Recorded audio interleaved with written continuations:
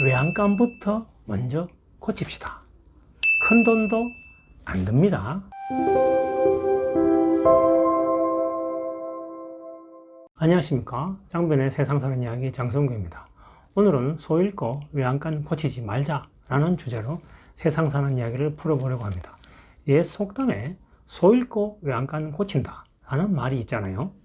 그런데 우리들은 그것을 그냥 교과서에서 배운 하나의 속담으로만 알고 있는 것 같습니다. 그 속담이 주는 교훈은 소 잃기 전에 외양간을 미리 고쳐야 하는 것은 누구나 알 법한데, 제가 뜬금없이 왜 이런 이야기를 하게 되었냐 하면, 소 잃기 전에 외양간을 미리 고치는 사람을 별로 본 적이 없어서 그렇습니다.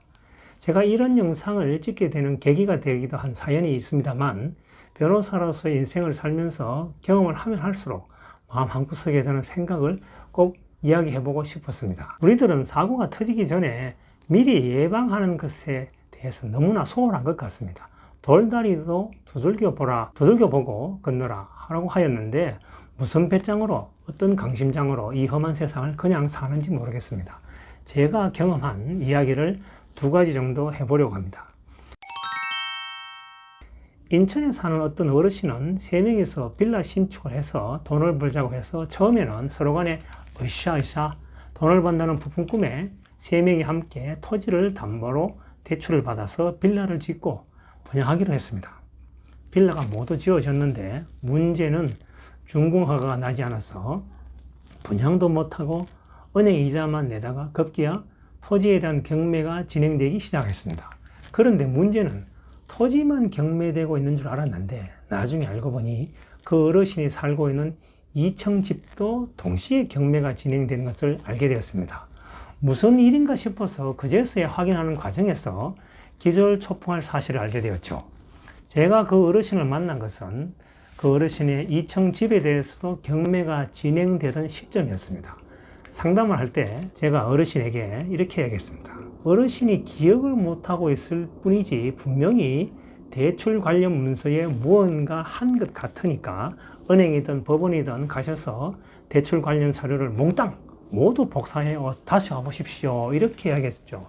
그런데 그 당시까지만 하더라도 그 어르신은 동업계약서를 작성한 적은 있지만 은행 대출에 내가 관여한 건 없다라는 식으로 오히려 젊은 변호사님이 뭘 잘 몰라서 모르는 것 같다. 그 당시로는 제가 좀 젊었습니다. 그렇게 젊은 변호사가 잘 몰라서 이야기하는 거 아니냐라고 하면서 오히려 언짢아하셨습니다. 그래서 제가 이렇게 해야겠죠. 어르신, 제가 오늘 제 상담이 틀리게 되면 오늘 받은 상담료를 돌려드리겠습니다 라는 식으로 설득해서 확인을 기어코 해보게 했습니다. 결과는 3명이 공동으로 산 토지에만 담보가 설정된 것이 아니라 그 어르신 개인 집, 아까 2층짜리 집에도 담보가 설정되어 있었다는 걸 확인했죠. 그 어르신은 소 200마리 정도, 얼마입니까? 약 20억이죠. 20억 정도의 돈을 잃어버릴 상황에서 그제서야 이제 외양간을 고쳐보겠노라고 저를 찾아온 겁니다. 그 어르신은 20억 원이 넘는 돈에 대한 대출을 받으면서도 누구에게도 자문을 구하지 않았고 물어보지도 않았습니다. 그냥 동업자만 믿고 은행만 믿은 것입니다. 자, 그 상황에서 동업자나 은행이 어르신이 꼭 체크해야 할 사항들에 대해서 이야기해 줄 것 같습니까? 동업자는 건축 자금이 나오니까 아무 말 안 할 것이고, 은행은 대출이 실행되어서 이자가 따박따박 들어올 텐데 굳이 자세한 설명을 해 주겠습니까? 이번에는 그와 반대된 사연입니다. 미리 외양간을 고쳐서 소를 잃지 않은 세상 이야기도 있습니다. 여주에 사는 저 아는 분은 집을 지으려고 땅을 사면서 자신이 체크해야 할 사항이 뭔지 알아보려고 서울까지 와서 저를 만났습니다. 제가 사안을 검토해 보니 토지의 형질이 과연 집을 지을 수 있을까 하는 여부가 불분명해 보여서 건축 허가가 나오지 아니하면 계약은 없었던 거로 한다는 특약사항을 넣고 매매 대금을 변호사가 보관을 한 후에 절차에 따라서 집행한다는 내용의 그런 특약사항이 기재되지 아니하면 매매 계약은 안 한다 라는 식의 팁을 주었습니다. 결과는 건축 허가를 조건으로 하는 매매 계약을 체결했죠. 그런데 나중에 지방자치단체에서 자연보호 등을 이유로 해서 건축 허가를 해주지 않았습니다.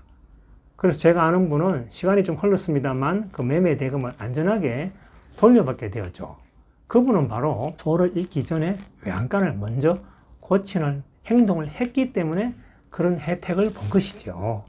자, 그러면 똑같은 일을 하는데 일의 순서에 따라 달라지는 것을 경제적인 관점에서 비교 한번 해봅시다. 자, 소 한 마리 값, 보통 한우 좋은 소 한 마리 값은 1,000만 원입니다. 외양간 수리비는 약 한 50만 원 들 겁니다. 그러면 외양간 수리비 50만 원을 먼저 지출한 사람은 1,000만 원을 지킬 수 있습니다. 그런데 소를 잃고 외양간을 고치는 사람은 1,000만 원이라는 돈은 돈대로 잃어버리고 따로 50만 원도 지출하게 된다는 거지요. 이런 경우에 굳이 소를 잃어버렸는데 외양간을 굳이 고칠 필요가 있습니까? 소를 빨리 찾으러 다녀야 되겠죠. 그래서 제가 하는 이야기가 바로 소 잃고 외양간 고치지 말자는 겁니다. 자, 외양간 수리비를 먼저 지출하지 않는 사람들의 대부분의 심리, 왜 그런 거 미리 안 할까? 이렇게 제가 곰곰이 생각을 해봤습니다.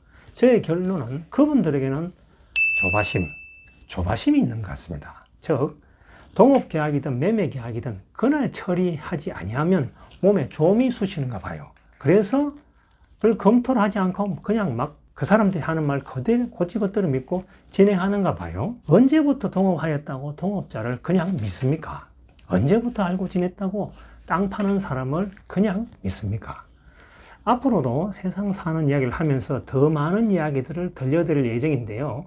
저의 이 외양간 이야기로 여러분들이 조금 느끼는 바가 있어서 험한 세상을 살아가는데 조금이라도 도움이 되었으면 합니다.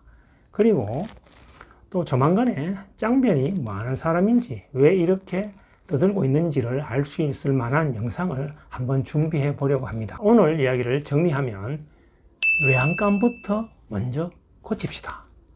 큰 돈도 안 듭니다. 세상 사는 이야기 짱변 장성규였습니다.